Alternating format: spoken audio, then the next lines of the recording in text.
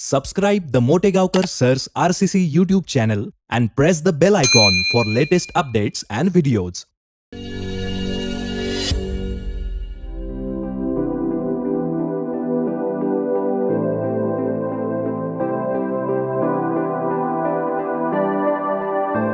नमस्कार विद्यार्थी मित्रांनो, welcome to the world of chemistry. Welcome to RCC. So in previous class we have studied some numericals on rate law equation, rate law and order. ठीक आहे ना. प्रेशरचे पण काही numericals मी explain केले होते. ते सगळेच्या सगळे क्वेश्चन्स बुकलेट मधलेच होते बेटा. ठीक आहे ना. प्रेशरचे क्वेश्चन सॉल्व करण्यासाठी यक्षी आपण हेल्प कशी घ्यायची याचं डिस्कशन केलं होतं बेटा. ते दोन क्वेश्चन्स सांगितले तुम्हाला समजण्यासाठी, तेवढे व्यवस्थित समजून घ्या. त्या बेसिसचा नवीन क्वेश्चन आला इझिली तुम्हाला सॉल्व होईल. ठीक आहे ना बेटा. न्यूमरिकल प्रॉब्लेमला लिमिट नसतं. 100, 200, 1000 तू 10,000 न्यूमरिकल सॉल्व कर. फायनल एक्झाम मध्ये आलेला न्यूमरिकल वेगळाच असू शकतो. म्हणून तुला मेथडॉलॉजी समजून घ्यायची. मेथड महत्वाची आहे. न्यूमरिकल्स लर्न वगैरे काही करू नका. ठीक आहे ना. चला पुढे जातोय आता टॉपिक मध्ये. रेट लॉशी कनेक्टेड पुढचं आपलं डिस्कशन असणार आहे. रेट लॉ म्हणजे काय कळलंय आपल्याला. रेट लॉ म्हणजे एक असं इक्वेशन असतं ज्यामध्ये रेट ऑफ रिॲक्शन आणि कॉन्सन्ट्रेशन ऑफ रिॲक्टंट या दोघांमधलं रिलेशन पाहायला मिळतं. रेट लॉ मध्ये काय काय दिसतं आपल्याला. एक टर्म दिसतो के, रेट कॉन्स्टंट किंवा वेलोसिटी कॉन्स्टंट किंवा स्पेसिफिक रिॲक्शन रेट. परत कॉन्सन्ट्रेशन्स दिसतात. त्या कॉन्सन्ट्रेशनचे जे पॉवर्स असतात ते आपण रिॲक्शनकडे पाहून काढू शकत नसतो. त्याला एक्सपेरिमेंट्स परफॉर्म करावे लागतात. एक्सपेरिमेंटल पॉवर्स असतात ते. त्या पॉवरची बेरीज केली की आपल्याला ऑर्डर ऑफ रिॲक्शन मिळत असते. ठीक आहे ना बेटा. आता बघा रेट लॉशी कनेक्टेडच पुढचं आपलं डिस्कशन असणार आहे. डिस्कशन आहे regarding mechanism of a reaction. रिॲक्शनचं मेकॅनिझम म्हणजे काय किंवा मेकॅनिझम वरून ऑर्डर नेमकी कशी काढली जाते. आणि परत याच पॉइंटमध्ये एक आपल्याला दुसरा महत्त्वाचा टर्म पाहायला मिळेल, मॉलिक्युलॅरिटी ऑफ द रिॲक्शन.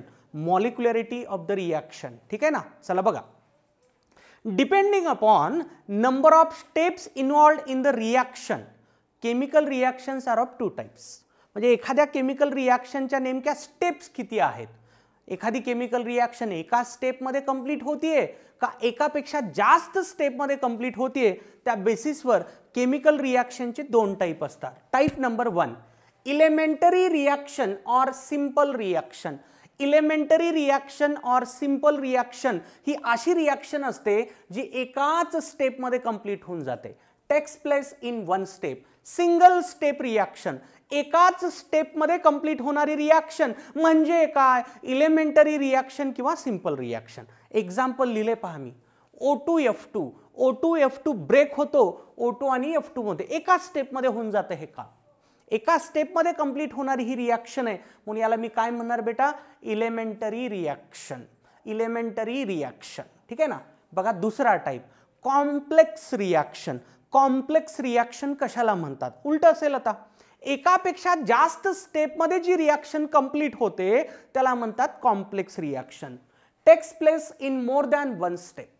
याच्या उलट इलेमेंटरी रिॲक्शन एका स्टेपमध्ये कंप्लीट होणारी, कॉम्प्लेक्स रिॲक्शन एकापेक्षा जास्त स्टेपमध्ये कंप्लीट होणारी. For example he reaction consider करा. 2NO2 + F2 giving 2NO2F. ही रिॲक्शन एका स्टेपमध्ये कंप्लीट होत नाही, एकापेक्षा जास्त स्टेप लागतात. आता एकापेक्षा जास्तला काही बंधन नाही. 2 स्टेप, 3 स्टेप, 4 स्टेप, 5 स्टेप किती असू शकतात. गोष्ट एवढीच पाहिजे आपल्याला. एका स्टेपमध्ये कंप्लीट झाली तर इलेमेंटरी, एकापेक्षा जास्त स्टेपमध्ये कंप्लीट झाली तर कॉम्प्लेक्स रिॲक्शन. तुम्ही ऑर्गॅनिक केमिस्ट्रीचे जेव्हा टॉपिक्स डिटेलमध्ये स्टडी करणार, आता या HDA टॉपिकमध्ये पण तुम्हाला मेकॅनिझम येणारच आहे. SN1 येणार आहे, SN2 येणार आहे. ठीक आहे ना.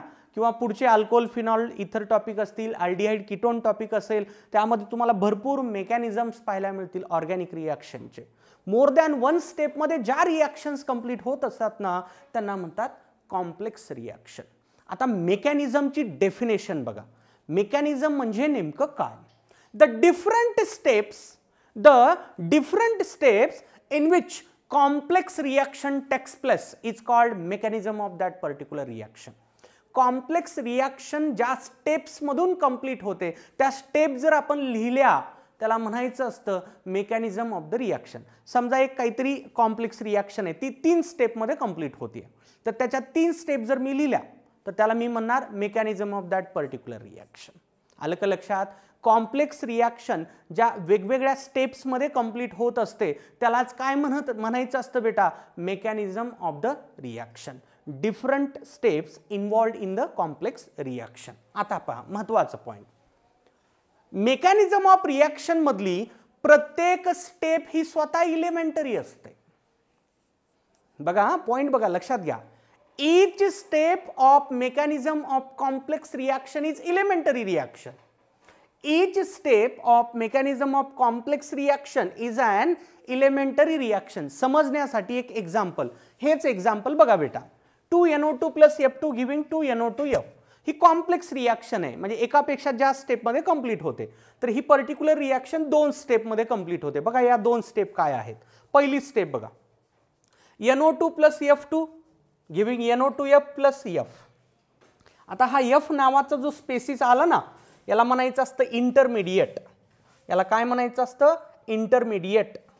इंटरमिडिएट कसा ओळखायचा असतो ते सांगतो बघा, सिंपल एकदम. इंटरमिडिएट ओळखण्याची पद्धत, तुमच्या मेकॅनिझममध्ये असा स्पेसिस आहे का बघा जो या तुमच्या रिॲक्शनमध्ये नाही. बघ रे, NO2 दिसतंय, F2 दिसतंय, NO2F दिसतंय. फक्त F दिसते का इथं कुठं? नाहीतर म्हणा सर इथं F दिसते की म्हणून. फक्त F आहे का इथं कुठं? फक्त F म्हणतोय मी. इथं कुठंच फक्त F नाही. म्हणजे F कोण झाला? इंटरमिडिएट झाला. ठीक आहे ना? ही पहिली स्टेप आहे, याच्यात इंटरमिडिएट तयार झालाय. लक्षात घ्या, इंटरमिडिएट कधीच फायनल रिॲक्शन मध्ये राहत नसतो. इंटरमिडिएट जर एखाद्या स्टेपमध्ये तयार झाला ना, तो पुढच्या कुठल्या तरी स्टेपमध्ये डिसॅपियर होत असतो. या पहिल्या स्टेपमध्ये F नावाचा इंटरमिडिएट जनरेट झालाय, पण बघा लगेच दुसऱ्या स्टेपमध्ये हा इंटरमिडिएट गायब झालाय, NO2F तयार झाला. आता मला नेट रिॲक्शन काढता येऊ शकते. नेट रिॲक्शन कशी काढतात सर? अरे बेटा सिंपल आहे. काय करायचं असतं? या सगळ्या स्टेप ॲड करायच्या असतात. या सगळ्या स्टेप ॲड करायच्या असतात. या 2 स्टेप ॲड करा, तुम्हाला नेट रिॲक्शन मिळून जाईल. बघा, ॲडिशन ऑफ रिॲक्शन मध्ये एखादा स्पेसिस जर डावीकडून उजवीकडे असेल तर तो कॅन्सल करता येतो. म्हणजे मी जर याची नेट रिॲक्शन लिहायची ठरवली, ती नेट रिॲक्शन अशी राहील. बघा, हे F कॅन्सल होऊन जाईल, हे F या F बरोबर कॅन्सल होऊन जाईल. काय उरतंय बघा आता, हे NO2 आणि हे NO2 बेरीज करायलो आपण. 2NO2 झालं प्लस हे एक F2. डावी बाजू डावीकडे ॲड करा, उजवी बाजू उजवीकडे ॲड करा. NO2F NO2F. किती NO2F झाले रे? 2NO2F. बघा, ही झाली माझी नेट रिॲक्शन. आलं का लक्षात? सगळ्या स्टेप्स जेव्हा तुम्ही क्लब करता, कंबाईन करता, तेव्हा कधीही नेट रिॲक्शन प्रोड्यूस होत असते. आणि मेकॅनिझम मध्ये एक स्पेसिस असतो ज्याला मी म्हणतोय इंटरमिडिएट. इंटरमिडिएटचा अर्थ काय? Short lived species. थोड्या वेळासाठी जो स्पेसिस तयार होत असतो आणि लगेच गायब होतो. बघा ना, हा F या स्टेपमध्ये तयार झाला, पुढच्या स्टेपमध्ये गायब होऊन गेला. अरे जसं तुम्ही GOC मध्ये इंटरमिडिएट पाहिले ना, कार्बोकॅटायन, कार्बोनायन, फ्री रॅडिकल, हे तसंच इंटरमिडिएट आहे. हा इंटरमिडिएट आहे, रिॲक्शन इंटरमिडिएट आहे. Short lived species. एखाद्या रिॲक्शनमध्ये खूप कमी काळासाठी जो स्पेसिस आलेला असतो त्याला काय म्हणायचं असतं? इंटरमिडिएट म्हणायचं असतं. नेट रिॲक्शन कशी तयार करतात कळलं? ॲडिशन करायचे तुम्हाला, स्टेप्सचं ॲडिशन करायचे. तर या 2 स्टेप मी ॲड केल्या. ॲडिशन करत असताना एखादी गोष्ट जर डावीकडून उजवीकडे असेल तर ती कॅन्सल करता येते. कसं काय सर? बेटा ह्या F ला इकडे डाव्या बाजूला प्लस आहे, मी जर त्याला उजव्या बाजूला शिफ्ट केलं तर ते -F होईल ना. हे प्लस F पण हे तिकडे गेल्यानंतर -F कॅन्सल होऊन जाईल, काही विशेष नाही. ठीक आहे ना? आता बघा, या मेकॅनिझम मध्ये तुम्हाला आणखी एक महत्त्वाची गोष्ट पाहायला मिळेल. मी या ॲरोवर लिहिलंय स्लो आणि या ॲरोवर लिहिलेला आहे फास्ट. मी लिहिलेलं नाही, एक्सपेरिमेंटली मिळालेला हा रिझल्ट आहे. ठीक आहे ना? बघा, मेकॅनिझम मध्ये एक अशी स्टेप असते जी एकदम स्लोवेस्ट असते. प्रत्येक मेकॅनिझम मध्ये एक अशी स्टेप असते. कोणाच्या मेकॅनिझम मध्ये? कॉम्प्लेक्स रिॲक्शनच्या. लक्षात घ्या, इलेमेंटरी रिॲक्शनला मेकॅनिझम नसतं. मेकॅनिझम हा कन्सेप्ट कोणासाठी लागू होतो? Complex reaction. मी इथं वर मेकॅनिझम बद्दल काहीच बोललो नाही. कॉम्प्लेक्स रिॲक्शनसाठीच मेकॅनिझम हा टर्म एक्झिस्ट करतो. Elementary reaction do not have mechanism. आलं का लक्षात?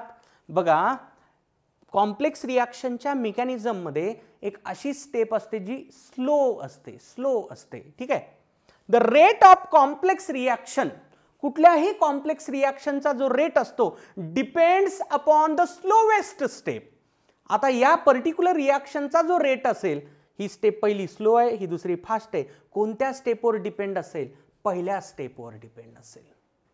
स्लोवेस्ट स्टेपवर कधीही कुठल्याही कॉम्प्लेक्स रिॲक्शनचा रेट डिपेंड करतो. Rate of complex reaction depends upon the slowest step. Hence, आता महत्वाचं बोलतोय मी, हे जे सेंटेन्स आहे ना बेटा, दिस इज व्हेरी इम्पॉर्टंट. मी काय म्हणतोय बघा, कुठल्याही कॉम्प्लेक्स रिॲक्शनचा रेट हा स्लोवेस्ट स्टेपवर डिपेंड करत असल्यामुळं slowest step is called rate determining step. Short मध्ये RDS, रेट डिटरमाइनिंग स्टेप. कुठल्याही कॉम्प्लेक्स रिॲक्शनचा जो फायनल रेट असतो तो कशावरती डिपेंड करतो? स्लोवेस्ट स्टेपवरती डिपेंड करतो. म्हणून स्लोवेस्ट स्टेपला काय म्हणतात? रेट डिटरमाइनिंग स्टेप म्हणतात. सर काय म्हणलात किंवा कळलं नाही? चल बेटा एक जनरल एक्झाम्पल बघू आपण. एक जनरल एक्झाम्पल, केमिस्ट्रीच्या बाहेरचं एक एक्झाम्पल सांगतो, येईल तुमच्या लक्षात. समजा एक टू व्हीलरची फॅक्टरी आहे असं इमॅजिन करा. टू व्हीलर घेऊ कुठली तरी आपण, कॉमन चालणारं, समजा होंडाची फॅक्टरी आहे, ठीक आहे. होंडाची एक फॅक्टरी आहे. आता या होंडा फॅक्टरीमध्ये पर डे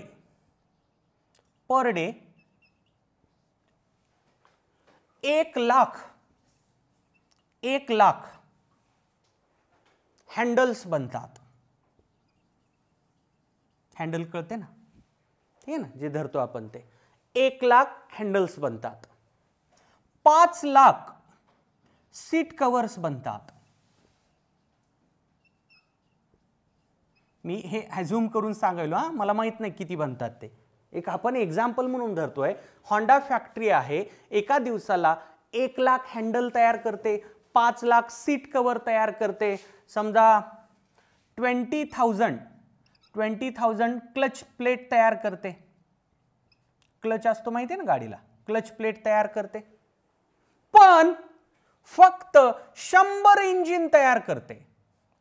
फक्त 100 इंजिन तयार करते. बघा, होंडाची फॅक्टरी आहे, एका दिवसाला 1 लाख हँडल तयार करते, 5 लाख सीट कव्हर तयार करते, 20,000 क्लच प्लेट तयार करते, पण 100च इंजिन तयार करते. सांगा बेटा मला, पूर्ण दिवसामध्ये त्या फॅक्टरीमधून कंप्लीट गाड्या किती बनतील?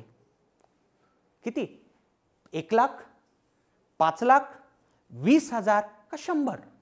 यस, एका दिवसाला त्या फॅक्टरीमधून कंप्लीट गाड्या फक्त किती तयार होणार आहेत? फक्त 100. कारण महत्वाचं काम कोणतं आहे? इंजिन तयार करण्याचं. आणि इंजिन फक्त 100 तयार व्हायलेत म्हणजे हे स्लोवेस्ट झालं ना. ही स्लोवेस्ट स्टेप झाली. त्या फॅक्टरीमध्ये गाड्या तयार करण्याची जी प्रोसेस आहे त्या प्रोसेसमधली ही स्लोवेस्ट स्टेप झाली. जेवढे इंजिन तयार होतील तेवढ्या गाड्या तयार होतील, कारण हे काम सगळ्यात स्लो व्हायले ना. अरे फक्त सीट कव्हर समजा 1 करोड झाले एका दिवसाला तयार आणि इंजिन 10,000 झाले, मग काय मी म्हणणार का 1 करोड गाड्या तयार झाल्या? नाही ना, मी काय म्हणणार 10,000 गाड्या तयार झाल्या. म्हणजे इंजिन किती तयार होतात त्या बेसिसवर मला एका दिवसाला त्या फॅक्टरीमधून कंप्लीट गाड्या किती तयार होतील हे सांगता येऊ शकतं. कारण इंजिन तयार होण्याची जी प्रोसेस आहे ती कशी आहे? स्लोवेस्ट स्टेप आहे. रिॲक्शन मध्येही बेटा तसंच असतं, एक्झॅक्टली तसंच असतं. जी स्लोवेस्ट स्टेप असते ती ठरवत असते की बाबा ओव्हरऑल रिॲक्शनचा रेट काय असेल. म्हणून स्लोवेस्ट स्टेपला काय म्हणतात? Rate determining step. कधीही लक्षात ठेवा, not only for chemical kinetics, organic केमिस्ट्रीच्या टॉपिक्समध्ये पण तुम्हाला हे नॉलेज लावायचं. लक्षात ठेवा, slowest step is always rate determining step. जसं या रिॲक्शनचा रेट या पहिल्या स्टेपवरती डिपेंड राहणार आहे, पहिल्या स्टेपमध्ये. कारण ही कशी स्टेप आहे? स्लो आहे. या दुसऱ्या स्टेपवर रेट डिपेंड राहणार नाही, ठीक आहे ना. पहिल्या स्टेपवर रेट डिपेंड राहील. लक्षात ठेवा, इथून पुढं स्लोवेस्ट स्टेप कधीही कशी असते? रेट डिटरमाइनिंग स्टेप असते. अपेक्षा करतो या एक्झाम्पल मधून मला काय म्हणायचं कळलंय तुम्हाला, ठीक आहे ना. का बरं स्लोवेस्ट स्टेप रेट डिटरमाइनिंग असते, ठीक आहे ना, कारण त्या स्टेपमध्येच त्या रिॲक्शनचं महत्त्वाचं काम होत असतं, त्या स्टेपमध्येच त्या रिॲक्शनसाठी लागणारं महत्त्वाचं काम होत असतं, म्हणून त्या स्टेपला काय म्हणायचं, रेट डिटरमाइनिंग स्टेप. कळलं का बेटा? बघा मी काय काय सांगितले परत एकदा रिवाइज करू क्विकमध्ये. माझं म्हणणं असं आहे, depending upon number of step chemical reaction दोन प्रकारच्या असतात, ठीक आहे ना. इलेमेंटरी रिॲक्शन एका स्टेपमध्ये कंप्लीट होणारी रिॲक्शन, कॉम्प्लेक्स रिॲक्शन एकापेक्षा जास्त स्टेपमध्ये कंप्लीट होणारी रिॲक्शन. मान्य आहे सगळ्यांना? ओके. बघा कॉम्प्लेक्स रिॲक्शन ज्या वेगवेगळ्या स्टेप्समध्ये कंप्लीट होत असते त्या वेगवेगळ्या स्टेप्सलाच काय म्हणायचं, mechanism of that complex reaction. म्हणजे मेकॅनिझम हा कन्सेप्ट इलेमेंटरी रिॲक्शनसाठी नाही, कोणासाठी आहे, कॉम्प्लेक्स रिॲक्शनसाठी आहे, ठीक आहे. ओके. परत मी एक गोष्ट सांगितली बघा, प्रत्येक स्टेप मेकॅनिझममध्ये आलेली इलेमेंटरी असते. आता बघा ना, या रिॲक्शनसाठी या दोन स्टेप लिहिल्यात मी, ही स्टेप इलेमेंटरी रिॲक्शन असेल, ही दुसरी स्टेप देखील इलेमेंटरी रिॲक्शन असेल, पण ओव्हरऑल रिॲक्शन किंवा नेट रिॲक्शन कशी आहे, कॉम्प्लेक्स आहे. ही स्टेप इलेमेंटरी, ही पण स्टेप इलेमेंटरी, पण ओव्हरऑल किंवा नेट रिॲक्शन कशी, कॉम्प्लेक्स, ठीक आहे ना. नेट रिॲक्शन कशी काढायची असते, त्या सगळ्या स्टेप्स ॲड करायच्या असतात. या दोन स्टेप्स ॲड केल्या की बघा ना, नेट रिॲक्शन हीच मिळून जाते, 2NO2 + F2 गिव्हिंग 2NO2F, ठीक आहे ना. परत मी शेवटी सांगितलं, rate of any complex reaction depends upon the rate of slowest step. कारण स्लोवेस्ट स्टेपला काय म्हणतात, त्यामुळं रेट डिटरमाइनिंग स्टेप. कळलंय? नोट करा मग.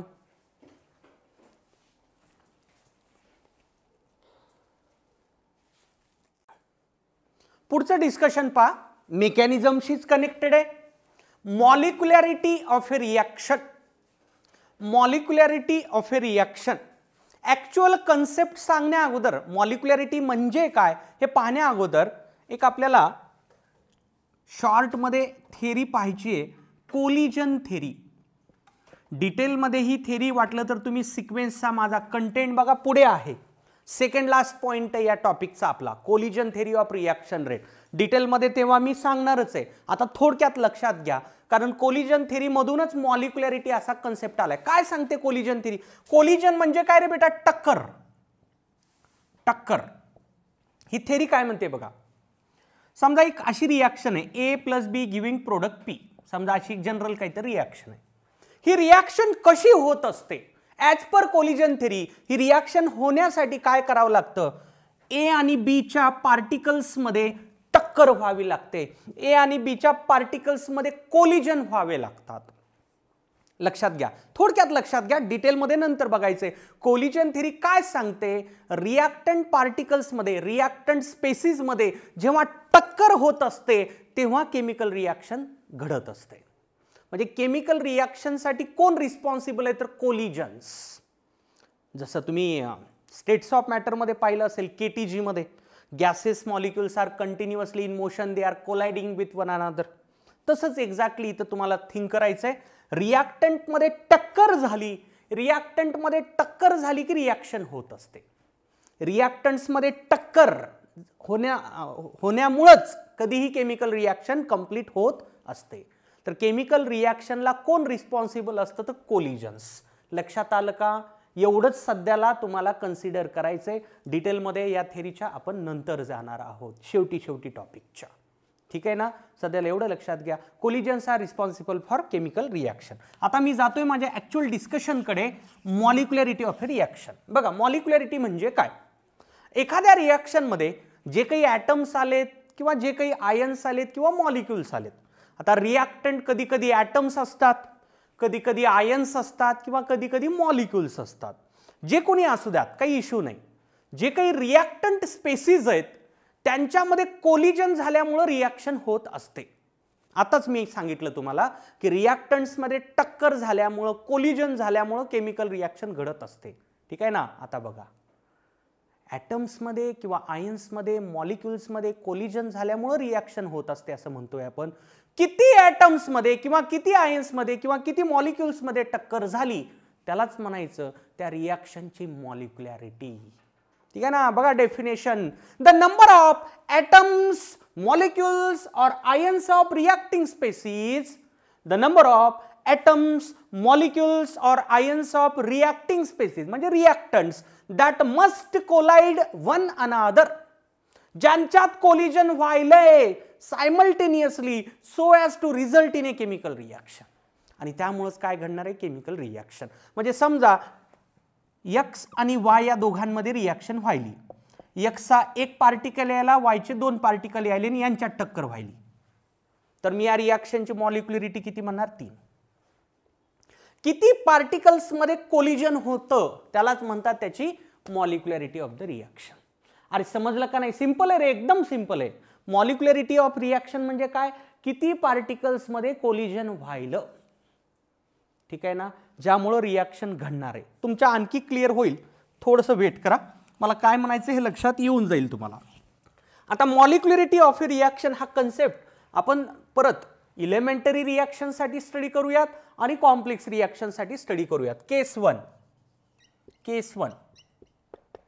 मॉलिक्युलरिटी in a elementary reaction, molecularity in a किंवा इन ॲन इलेमेंटरी रिॲक्शन. थोडंसं ग्रामर बरोबर करूयात, मला येतं एवढं ग्रामर, ओवेल्स असलं की ॲन लागतं, बरोबर आहे ना. Elementary reaction, okay. Molecularity in a elementary reaction खूप सोपं काम असतं बघा. इलेमेंटरी रिॲक्शन एकाच स्टेपमध्ये कंप्लीट होत असते. इलेमेंटरी रिॲक्शनमध्ये तुम्हाला काय करायचं असतं, मॉलिक्युलरिटी काढत असताना बघा, molecularity equals to sum of, बेरीज करायची आहे तुम्हाला, sum of the coefficients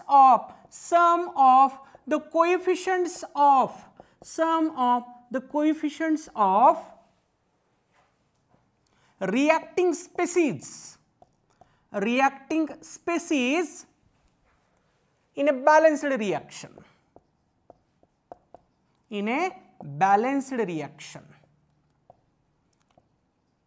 elementary रिॲक्शनची मॉलिक्युलरिटी काढण्याची ही पद्धत आहे बेटा, लक्षात घ्या. तुम्हाला करायचे काय, बेरीज करून टाकायची, कोणाची, कोइफिशियंटची, रिॲक्टंटचे जे काही कोइफिशियंट आहेत त्यांची बेरीज करून टाका, तुम्हाला काय मिळून जाते, मॉलिक्युलरिटी. नाही समजलं सर बेटा, चल बघ एक्झाम्पल. केस 1 हा, हे मी जे बोलतोय ओनली फॉर इलेमेंटरी रिॲक्शन. बघा O2F2 जी रिॲक्शन मी मगाशी लिहिली होती इलेमेंटरी रिॲक्शन डिफाइन करत असताना, O2 + F2, ठीक आहे ना. आता बघा इलेमेंटरी रिॲक्शन आहे, रिॲक्टंटचा कोइफिशियंट बघा किती आहे रे, एकच आहे. इथं बेरीज करण्याची गरज नाही कारण एकटाच रिॲक्टंट आहे. मोर दॅन 1 रिॲक्टंट असतील तर बेरीज करा, एकटा रिॲक्टंट असेल तर त्याचा कोइफिशियंट बघा किती आहे, 1 आहे. म्हणून याची मॉलिक्युलरिटी किती झाली, मॉलिक्युलरिटी याची 1 झाली. मॉलिक्युलरिटी किती झाली याची, 1 झाली. किती सोपं आहे. म्हणून या रिॲक्शनला युनिमॉलिक्युलर रिॲक्शन म्हणायचं. युनि म्हणजे एक, युनिमॉलिक्युलर रिॲक्शन. ज्या रिॲक्शनची मॉलिक्युलरिटी 1 असते त्याला म्हणतात युनिमॉलिक्युलर रिॲक्शन. काही विशेष आहे का, ठीक आहे. बघा आणखी एक्झाम्पल बघा, 2HI गिविंग H2 + I2. बघा इथं पण एकच रिॲक्टंट आहे, इथं बेरीज करण्याची गरज नाही. जो रिॲक्टंट आहे त्याचा कोइफिशियंट बघायचा, बॅलन्स्ड आहे का बघा, आहे बॅलन्स, कोइफिशियंट बघा किती आहे रे, 2 आहे. या रिॲक्शनची मॉलिक्युलरिटी किती म्हणायची, 2. मॉलिक्युलरिटी ऑफ दिस रिॲक्शन इज 2. किती सिंपल आहे, अरे कळतंय ना. बायमॉलिक्युलर reaction,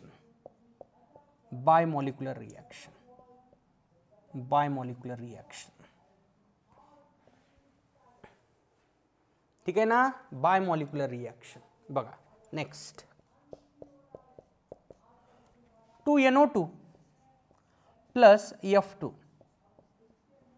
sorry not F2, O2, 2NO2 + O2 giving 2NO2. 2NO + O2 giving 2NO2. चला बघा रे किती असेल मॉलिक्युलरिटी, बघा बॅलन्स्ड आहे का, आहे. हे परत इलेमेंटरी रिॲक्शनचे एक्झाम्पल आहे बेटा, ठीक आहे. बघा 2 आहे इथं कोइफिशियंट आणि इथं किती असणार, 1. 2 आणि 1 किती झालं, 3. इथं बेरीज करण्याची गरज पडली नाही कारण एकटाच रिॲक्टंट आहे ना. मोर दॅन वन रिॲक्टंट असतील तर बेरीज करा, ठीक आहे ना. एकटाच रिॲक्टंट असेल तर डायरेक्टली कोएफिशियंटला तुम्ही मॉलिक्युलॅरिटी म्हणू शकता, ठीक आहे ना.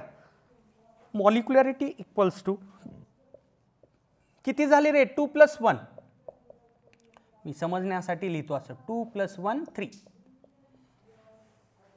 So this reaction will be called intermolecular reaction. Intermolecular reaction, कारण मॉलिक्युलॅरिटी किती आहे, 3 आहे. अरे समजलं का रे, इलेमेंटरी रिॲक्शन्स मध्ये तुम्हाला मॉलिक्युलॅरिटी काढायची आहे, फक्त नजर कशावरती ठेवा, कोएफिशियंट्स वर ठेवा. आता हे याच्यावरून तुम्हाला एक अंदाज आला पाहिजे, बाबा मॉलिक्युलॅरिटी हा थेरॉटिकल कन्सेप्ट आहे. मॉलिक्युलॅरिटी काढण्यासाठी एक्सपेरिमेंट वगैरे परफॉर्म करण्याची गरज नाही. ऑर्डर ऑफ रिॲक्शन हा एक्सपेरिमेंटल कन्सेप्ट आहे, पण मॉलिक्युलॅरिटी हा थेरॉटिकल कन्सेप्ट आहे. कारण बॅलन्स्ड इक्वेशन जर दिलं ना तुम्हाला, तुम्ही डायरेक्टली मॉलिक्युलॅरिटीचा आन्सर सांगू शकता, पण ऑर्डरचं सांगू शकता का. तुम्हाला मी एखादी रिॲक्शन दिली म्हणलो व्हॉट इज इट्स ऑर्डर, नाही सांगता येतं. Order of reaction is experimental concept, molecularity is theoretical concept. लक्षात आलं का, हे लक्षात ठेवा, बस संपलं. मॉलिक्युलॅरिटी कशी काढली जाते, sum of the coefficients of reacting species. More than one reactant असतील तेव्हाच बेरीज करा, एकटा असेल तर जो कोएफिशियंट आहे त्याला मॉलिक्युलॅरिटी म्हणून टाका. नोट करा. मग कॉम्प्लेक्स रिॲक्शन कडे जाऊया. पहा बेटा, molecularity in a complex reaction. Complex reaction मध्ये मॉलिक्युलॅरिटीचा कन्सेप्ट कसा आहे, ठीक आहे बघा. complex reaction as a complex reaction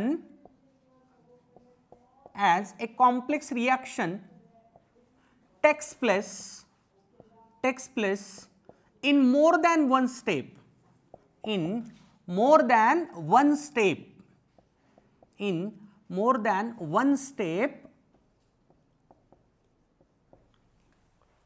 molecularity of different steps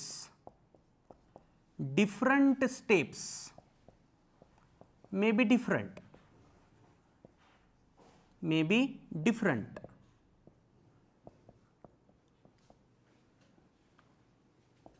hence molecularity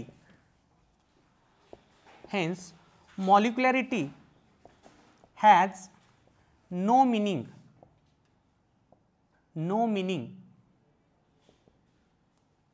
for complex reactions. बघा पॉइंट काय आहे, आपण पाहिलंय कॉम्प्लेक्स रिॲक्शन मोर दॅन वन स्टेप मध्ये कंप्लीट होत असते. एक कुठली तरी कॉम्प्लेक्स रिॲक्शन आहे, समजा ती 5 स्टेप मध्ये कंप्लीट व्हायली, 5 स्टेप मध्ये कंप्लीट व्हायली. आता त्या 5च्या स्टेपच्या मॉलिक्युलॅरिटी मला कन्सिडर करावे लागतील, आणि त्या सारख्या असतीलच असं नाही, सारख्या असू पण शकतात, नसू पण शकतात. म्हणून कॉम्प्लेक्स रिॲक्शन मध्ये मॉलिक्युलॅरिटी हा कन्सेप्ट धरला जात नाही, कारण तो कन्व्हिनियंट नाही. कारण प्रत्येक स्टेपच्या मॉलिक्युलॅरिटीचा तिथं विचार करावा लागतो, ठीक आहे ना. समजा 5 स्टेप आहेत, पहिल्या स्टेपची मॉलिक्युलॅरिटी 2 आहे, दुसऱ्या स्टेपची 1 आहे, तिसऱ्याची समजा 4 आहे, असं काही असू शकतं. मग आपण ओव्हरऑल कॉम्प्लेक्स रिॲक्शनची मॉलिक्युलॅरिटी डायरेक्टली तसं सांगू शकत नाही.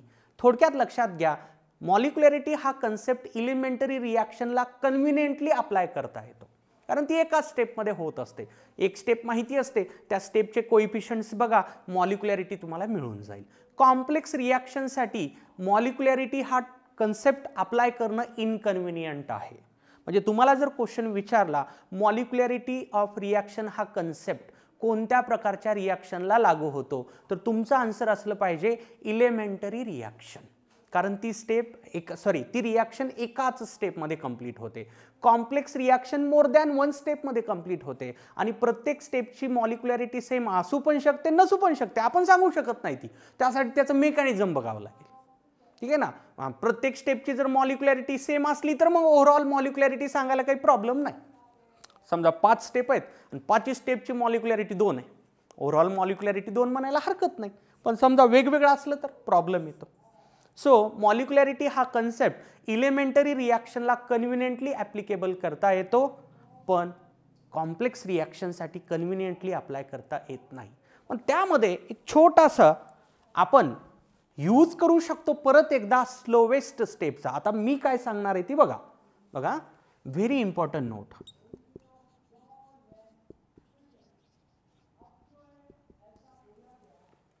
However, molecularity of complex reaction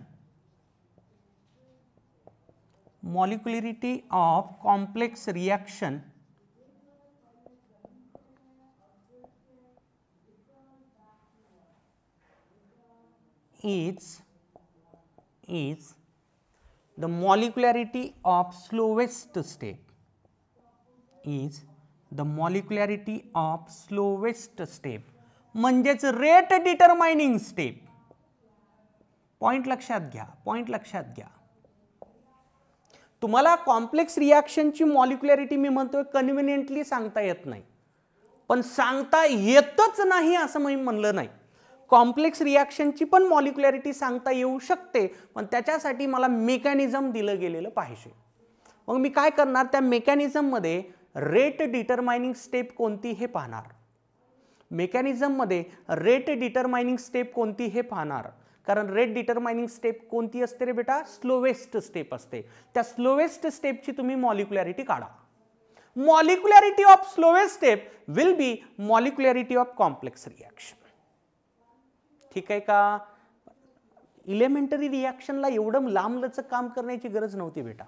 elementary reaction मला काय करायचं, फक्त बॅलन्स्ड आहे का बघायचंय, त्याचे कोएफिशियंट्स धरायचेत. एकापेक्षा जास्त रिॲक्टंट असेल तर त्यांची बेरीज करणार, आणि एकटाच रिॲक्टंट असेल तर डायरेक्टली तो कोएफिशियंट धरणार, मी मॉलिक्युलॅरिटी म्हणून टाकणार. पण कॉम्प्लेक्स रिॲक्शनचं तसं नाही ना. कॉम्प्लेक्स रिॲक्शनमध्ये मॉलिक्युलॅरिटी कन्व्हिनियंटली सांगता येत नाही, सांगता येतच नाही असं नाही, सांगता येऊ शकते, provided you should given mechanism. Mechanism जर प्रोव्हाइड केलेलं असेल, तुम्ही कॉम्प्लेक्स रिॲक्शनमध्ये देखील मॉलिक्युलॅरिटी सांगू शकता. त्यासाठी तुम्हाला स्लोवेस्ट स्टेपची हेल्प घ्यायची आहे. स्लोवेस्ट स्टेपची मॉलिक्युलॅरिटी म्हणजेच मॉलिक्युलॅरिटी ऑफ ओव्हरऑल रिॲक्शन. ठीक आहे ना? चला मी एक एक्झाम्पल सांगतो. एक्झाम्पल बघा बेटा, एक्झाम्पल बघा. मगाशी सांगितलेलंच 2NO2 plus F2 giving 2NO2F. या रिॲक्शनचं मी मेकॅनिझम देखील सांगितलं होतं. ही रिॲक्शन 2 स्टेपमध्ये कंप्लीट होते. पहिल्या स्टेपमध्ये NO2 आणि F2 हे दोघं कंबाईन होतात. There is formation of NO2F plus F. Fला मी मगाशी इंटरमिडिएट असं नाव दिलं होतं, क्लोरीन ॲटम इंटरमिडिएट. ठीक आहे ना? Step second NO2 plus F, NO2F. Intermediate तयार झाला आणि इंटरमिडिएट कन्झ्युम झाला, NO2F. ठीक आहे ना? बघा, ही स्टेप आहे स्लो आणि ही स्टेप आहे फास्ट. सर पहिली स्टेप स्लो असते का बेटा? तसं काही नाही. हे तुला लक्षात ठेवायचंच नाहीये, ही स्टेप स्लो आणि हीच फास्ट म्हणून देतात, क्वेश्चनमध्ये देतात. स्लो कोणती फास्ट कोणती हे आपण ठरवणार नाहीयेत. क्वेश्चनमध्ये तुम्हाला सांगितलेलं असेल की बाबा ही स्टेप स्लो आहे. हा, तुला त्या स्लो स्टेपकडे जाऊन म्हणता आलं पाहिजे, yes rate of my reaction depends upon this particular reaction, that is my rate determining step. हे सांगता आलं पाहिजे. याचं टेन्शन तुम्ही घेऊ नका, सर हीच स्लो का झाली, हीच फास्ट का झाली. ठीक आहे ना? ते एक्सपेरिमेंटल थिंग आहे, हे आपण नाही ठरवणार. तुम्हाला हा डेटा दिलेला असेल क्वेश्चनमध्ये. ठीक आहे ना? आता बघा, मी काय म्हणलंय, molecularity of complex reaction is molecularity of slowest step. आता स्लोवेस्ट स्टेप कोणती आहे? पहिली स्टेप. मला सांगा बेटा याची मॉलिक्युलॅरिटी किती आहे? 1 1. ठीक आहे ना? या पर्टिक्युलर रिॲक्शनची मॉलिक्युलॅरिटी किती होऊन जाईल मग? मॉलिक्युलॅरिटी इक्वल टू 1 प्लस 1 किती? 2. बघा ना, 1 आणि 1, 1 प्लस 1 2. आता लक्षात घ्या, मी इथं म्हणलंय molecularity has no meaning for complex reaction. असं का म्हणाले की इथं वेगळंच म्हणालात तिथं वेगळंच म्हणालात? त्याचं कारण आहे बेटा, कारण आहे. बघा इथं जर तुम्ही नेट रिॲक्शन बघितली ना, कोएफिशियंट बघा, इथं 2 आहे आणि इथं 1 आहे. 2 आणि 1. 3 आलं पाहिजे उत्तर, जसं इलिमेंटरी रिॲक्शनमध्ये आपण केलं मगाशी 2 आणि 1 डायरेक्टली 3 आलं पाहिजे, पण आहे का 3? नाही. किती आहे? 2 आहे. म्हणजे कॉम्प्लेक्स रिॲक्शनची मॉलिक्युलॅरिटी का बरं मिनिंगलेस आहे? का बरं मिनिंगलेस आहे? तुम्ही डायरेक्टली त्याला रिॲक्शनकडे पाहून सांगू शकत नाही. कॉम्प्लेक्स रिॲक्शनची मॉलिक्युलॅरिटी सांगायची आहे, तुम्हाला मेकॅनिझम दिलं गेलं पाहिजे. पण इलेमेंटरी रिॲक्शनची मॉलिक्युलॅरिटी तेवढं लांबलचक नाही ना. डायरेक्ट रिॲक्शनचे कोएफिशियंट पहा, रिॲक्टंटचे कोएफिशियंट पहा, मॉलिक्युलॅरिटी सांगून टाका. सांगा मग, कन्व्हिनियंट इलिमेंटरीसाठी झालं ना. इलिमेंटरी रिॲक्शनमध्ये मॉलिक्युलॅरिटी हा कन्सेप्ट कसा कन्व्हिनियंट आहे, रिॲक्शन बघितल्या तुम्ही सांगू शकता. पण कॉम्प्लेक्स रिॲक्शनमध्ये फक्त रिॲक्शन बघून मॉलिक्युलॅरिटी सांगता येत नाही, कारण फक्त रिॲक्शन बघून मॉलिक्युलॅरिटी येते 3, पण रिॲलिटीमध्ये त्याची मॉलिक्युलॅरिटी किती आहे? 2 आहे. माझा पॉईंट लक्षात घ्या, मॉलिक्युलॅरिटी हा कन्सेप्ट इलिमेंटरी रिॲक्शनलाच परफेक्टली लागू होतो, कॉम्प्लेक्स रिॲक्शनला परफेक्टली लागू होत नाही. जर कॉम्प्लेक्स रिॲक्शनला लागू करायचाच झाला तर मग तुम्हाला हेल्प घ्यावी लागते मेकॅनिझम ऑफ रिॲक्शनची, आणि तिथली स्लोएस्ट स्टेप, त्या स्लोएस्ट स्टेपची मॉलिक्युलॅरिटी म्हणजे तुमच्या त्या रिॲक्शनची मॉलिक्युलॅरिटी असते. पॉईंट कळला का? सर याच्यावर क्वेश्चन कसे असतात? क्वेश्चन बेटा डायरेक्ट असतात. तुम्हाला क्वेश्चन वाचायचा आहे. क्वेश्चन म्हणलं इट इज इलिमेंटरी रिॲक्शन, बिंदास्तपणे कोएफिशियंट बघा, कोएफिशियंटची बेरीज करून टाका. पण बेरीज करण्या अगोदर हे चेक करा इक्वेशन बॅलन्स्ड आहे का नाही. बॅलन्स्ड इक्वेशन असलं पाहिजे. कोएफिशियंटची बेरीज करा, तुम्हाला काय मिळून जाईल? मॉलिक्युलॅरिटी. Point clear? क्लिअर झाला ना रे? मॉलिक्युलॅरिटी म्हणजे काय आहे? किती पार्टिकल्सची टक्कर झाल्यानंतर ती रिॲक्शन कंप्लीट होते, त्याला म्हणतात त्याची मॉलिक्युलॅरिटी, रिॲक्शनची मॉलिक्युलॅरिटी. इलिमेंटरी रिॲक्शनमध्ये कन्सेप्ट एकदम साधा आहे, तुम्हाला कोएफिशियंट्स पकडायचे आहेत फक्त. कॉम्प्लेक्स रिॲक्शनमध्ये थोडासा किचकट आहे, नावातच कॉम्प्लेक्स आहे ना. कॉम्प्लेक्सचा अर्थ काय असतो? किचकट, कॉम्प्लिकेटेड. कॉम्प्लिकेटेड, ठीक आहे ना.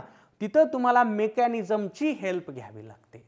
आणि मी मिनिंगलेस टर्म म्हणायलो, मॉलिक्युलॅरिटी हा टर्म कॉम्प्लेक्स रिॲक्शनसाठी मिनिंगलेस आहे, कारण रिॲक्शन वेगळं सांगायली आणि मेकॅनिझम वेगळंच सांगायला. कॉम्प्लेक्स रिॲक्शनची मॉलिक्युलॅरिटी डायरेक्टली असं कोएफिशियंट बघून सांगता येत नाही, त्याच्यासाठी काय लागतं? मेकॅनिझम लागतं. पण इलिमेंटरी रिॲक्शनची मॉलिक्युलॅरिटी एकदम असं फ्रॅक्शन ऑफ सेकंडमध्ये तुम्ही सांगू शकता. क्लिअर? मॉलिक्युलॅरिटी ऑफ रिॲक्शन कळलंय सगळ्यांना? नोट करा. मग आपण फरक पाहूयात, ऑर्डर ऑफ रिॲक्शन आणि मॉलिक्युलॅरिटी ऑफ रिॲक्शनमध्ये नेमका फरक काय.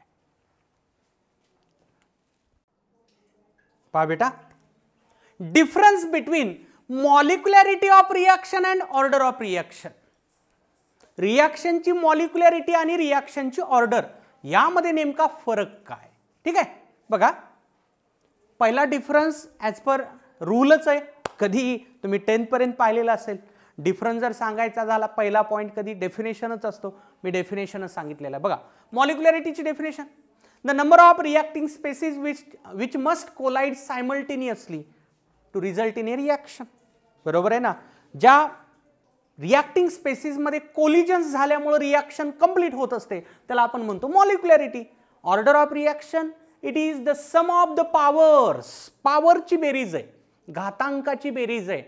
कुठून? Rate law. रेट लॉ मध्ये जे पॉवर्स असतात त्याच्या बेरजेला आपण म्हणतो order of reaction. It is the sum of powers of concentration of reactants in the rate law. ठीक आहे ना, पहिला difference. Second difference, it is theoretical concept. मी मगाशी पण सांगितलं होतं मॉलिक्युलॅरिटी हा थेरॉटिकल कन्सेप्ट आहे. म्हणजे तुम्हाला जर एखादी बॅलन्स्ड रिॲक्शन दिली आणि जर ती इलिमेंटरी असेल, तुम्ही डायरेक्टली कोएफिशियंटची बेरीज करा, तुम्हाला मॉलिक्युलॅरिटीचा आन्सर सांगता येईल. पण लक्षात घ्या बेटा, ऑर्डर ऑफ रिॲक्शन हा थेरॉटिकल कन्सेप्ट नाही, इट इज एक्सपेरिमेंटल कन्सेप्ट. म्हणजे तुम्ही रिॲक्शनकडे बघून फक्त ऑर्डर ऑफ रिॲक्शन सांगू शकत नाही. ऑर्डर ऑफ रिॲक्शन हा एक्सपेरिमेंटल कन्सेप्ट आहे. रेट लॉ जर दिला गेला तर तुम्ही ऑर्डर सांगू शकता, फक्त रिॲक्शनवरून तुम्ही ऑर्डर सांगू शकत नाहीत. रेट लॉ दिल्यानंतर ऑर्डर ऑफ रिॲक्शनचा आन्सर सांगता येतं. हा फरक आहे. हा थेरॉटिकल कन्सेप्ट आहे तर हा एक्सपेरिमेंटल कन्सेप्ट आहे. बघा, मॉलिक्युलॅरिटी ऑफ रिॲक्शन हा कन्सेप्ट इलिमेंटरी रिॲक्शनलाच अप्लाय केला जातो. आपण मगाशी डिटेलमध्ये चर्चा केली. कॉम्प्लेक्स रिॲक्शनमध्ये प्रॉब्लेम काय येतो तो. ठीक आहे ना. इलिमेंटरी रिॲक्शनसाठीचा हा कन्सेप्ट आहे. कॉम्प्लेक्सला लागू होत नाही असं नाही, हा होऊ शकतं पण थोडंसं किचकट असतं. कॉम्प्लेक्स रिॲक्शनमध्ये मॉलिक्युलॅरिटी इनकन्व्हिनियंट असतं, म्हणून हा कन्सेप्ट इलिमेंटरीलाच स्टडी केला जातो. ठीक आहे ना. ऑर्डरचं तसं नाही. Order of reaction is studied for elementary reaction as well as complex reaction. ठीक आहे ना. पुढचे डिफरन्स व्हॅल्यूज बदलचे आहेत. Molecularity of reaction is always whole number. Whole number कळते बेटा, पूर्ण संख्या 1 2 3 4 5 लाईक दॅट. ठीक आहे ना. कधीही मॉलिक्युलॅरिटीचा आन्सर होल नंबर असतं, पूर्ण संख्या असते. इथं तसं नाही. Order of reaction whole number पण असू शकते किंवा फ्रॅक्शनल देखील असू शकते. फ्रॅक्शनल म्हणजे अपूर्णांक. हे लिहिले बघा समजण्यासाठी तुम्हाला. हाफ, 3/2, 5/2 अपूर्णांक असू शकते. ऑर्डर ऑफ रिॲक्शनच्या व्हॅल्यूला बंधन नाहीये, पण मॉलिक्युलॅरिटी ऑलवेज कशी असते रे? होल नंबर असते, अपूर्णांक नसते. कारण अर्धा मॉलिक्यूल कसा कंबाईन झाला, अर्धा मॉलिक्यूल कसा कोलाइड होईल रे? पूर्णच होईल ना. ठीक आहे ना. मॉलिक्युलॅरिटीचं उत्तर कधी होल नंबर असतं. ऑर्डरचं उत्तर होल नंबर पण असू शकतं, फ्रॅक्शनल देखील असू शकतं, अपूर्णांक देखील असू शकतो. मॉलिक्युलॅरिटी 0 असू शकत नाही आणि ते डेफिनेशनच्या अगेन्स्टच जाईल ना. आपण म्हणायलो किती पार्टिकलचं कोलिजन व्हायलं त्याला म्हणायलो आपण मॉलिक्युलॅरिटी. 0 पार्टिकलचं कोलिजन मग रिॲक्शनच नाही असा अर्थ होईल ना. It can not be 0. मॉलिक्युलॅरिटी कधीच 0 असू शकत नाही. Order can be 0. Order can be 0. पुढे डिटेलमध्ये डिस्कशन करायचं आपल्याला. 0 order reaction, first order reaction. ठीक आहे ना. एकदम डिटेलमध्ये बघायचं पुढे. It can be 0. हे कधीच 0 नसतं. ठीक आहे ना. परत बघा शेवटचा डिफरन्स. मॉलिक्युलॅरिटी ऑफ रिॲक्शन कोणत्याच फॅक्टरवर डिपेंड करत नाही. म्हणजे टेम्परेचर बदललं काय, प्रेशर बदललं काय, मॉलिक्युलॅरिटी ऑफ रिॲक्शन ऑलवेज कॉन्स्टंट. ते कधीच बदलत नसतं. It do not change with temperature and pressure. पण ऑर्डरचं तसं नसतं. It may change म्हणायलो. मेचा अर्थ लक्षात घ्या. कंपल्सरी नाहीये बदलणं. म्हणजे टेम्परेचर वाढवलं की ऑर्डर बदलते, कंपल्सर नाही. काही रिॲक्शन्स आहेत ज्या रिॲक्शनमध्ये टेम्परेचर किंवा प्रेशर बदलल्यानंतर ऑर्डर ऑफ रिॲक्शनची व्हॅल्यू देखील बदलते. ठीक आहे ना बेटा. हा क्वेश्चन फेमस क्वेश्चन आहे बेटा, बोर्ड एक्झाममध्ये विचारला जाणारा. यावर्षी तर काही झालं नाही बोर्ड एक्झाम, बघू तुमच्या वर्षी होईलच ना, ऑफकोर्स होईल. ठीक आहे ना. फेमस क्वेश्चन आहे बोर्ड एक्झाममधला. मॉलिक्युलॅरिटी ऑफ रिॲक्शन आणि ऑर्डर ऑफ रिॲक्शन याच्यातला फरक. आता MCQ येतोच नाही असं नाही, तयार होतो MCQ पण. Which of the following statement is correct किंवा इनकरेक्ट फॉर ऑर्डर किंवा मॉलिक्युलॅरिटी असा क्वेश्चन येऊ शकतो. फरक लक्षात आलाय सगळ्यांना. ऑर्डर काय आणि मॉलिक्युलॅरिटी काय. सगळ्यात मोठा फरक बेटा, मॉलिक्युलॅरिटी हा थेरॉटिकल कन्सेप्ट आहे. म्हणजे तुला एक्सपेरिमेंट परफॉर्म न करता मॉलिक्युलॅरिटीचं आन्सर सांगता येऊ शकतं, पण ऑर्डरचं तसं नाही आहे. एक्सपेरिमेंटल कन्सेप्ट आहे, एक्सपेरिमेंटल कन्सेप्ट आहे. ठीक आहे ना. आलं का लक्षात. तर बेटा आजच्या लेक्चरमध्ये आपण खूप भारी भारी पॉईंट्स डिस्कस केले.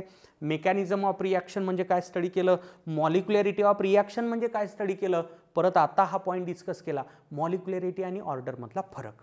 पुढच्या लेक्चरमध्ये बेटा हे डिस्कशन असंच चालू राहील. पुढच्या लेक्चरमध्ये देखील मेकॅनिझम ऑफ रिॲक्शन हाच पॉईंट आपल्याला स्टडी करायचा आहे. त्यामध्ये आपल्याला नंतर क्वेश्चन्स सॉल्व्ह करायचे. बाबा मला मेकॅनिझम दिल्यानंतर ऑर्डर कशी काढता येऊ शकते पाहूयात बेटा नेक्स्ट लेक्चरमध्ये. थँक्यू.